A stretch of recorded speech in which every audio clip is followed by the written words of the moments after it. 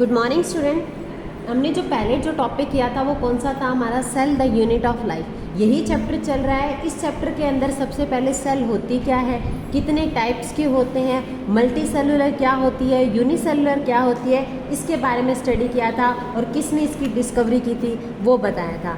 आज हम इसकी मॉडिफिकेशन के बारे में पढ़ेंगे कि जब भी हम डिटेल स्टडी पढ़ते हैं तो उसके अंदर हमें दो टाइप की सेल देखने को मिलती है। पहली होती है हमारी प्रोकैरियोटिक सेल्स और सेकंड होती है यूकैरियोटिक्स।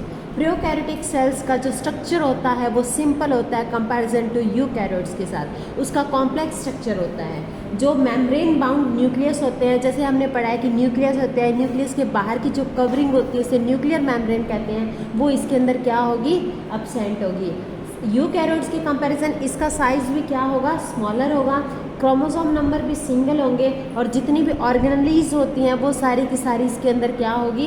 एब्सेंट होगी। हमने जो पीछे ऑर्गेनेलीज क्या करती है, जो स्पेशल फंक्शन परफॉर्म करती है। उसके बाद आते हैं कि ये प्रोकैरियोटिक सेल्स हमें मिलती किस में हैं?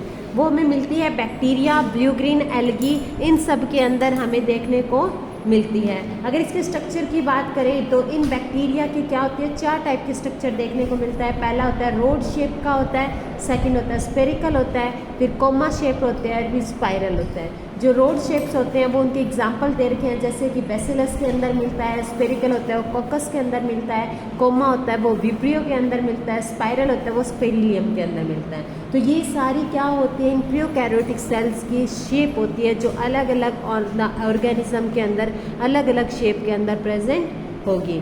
इनका जो जेनेटिक मटेरियल होता है वो नेक्ड होता है, कोई भी उसके अंदर बाहर कोई कवरिंग नहीं होती, वो सिंपली सेल के अंदर क्या होता है? डीएनए प्रेजेंट होगा।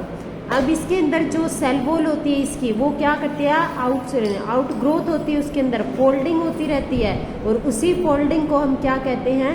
मीजोसोम्स कहते हैं। कि जब सेल मेम्ब्रेन अपने आप को डिफरेंशिएट करके एक फोल्डिंग स्ट्रक्चर फॉर्मेशंस करती है उसे हम क्या कहेंगे? हम मीजोसोम्स कहेंगे। उसके बाद आते हैं, हमने इसके प्रोकैरियोटिक्स के बाद पढ़ेंगे हम सेल एनवलप के बारे में।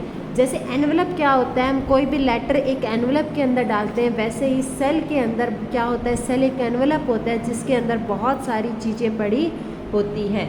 इसके सबसे पहले अगर एनवलप की कवरिंग की बात करें तो उसके अंदर 3 लेयर से इसको कवर किया जाता है। Glycocalyx, cell wall, plasma membrane. Plasma membrane present होती है, सेल वॉल प्रेजेंट होती है और ग्लाइकोकैलिक्स प्रेजेंट होती है। ये हम कल पढ़ेंगे। आज के लिए आपका यही काम है कि आप प्रोकैरियोटिक सेल्स के बारे में लिखेंगे, इसके नोट्स प्रिपेयर करेंगे। कोई भी डाउट होगा तो आप मेरे को बताएंगे। Thank you.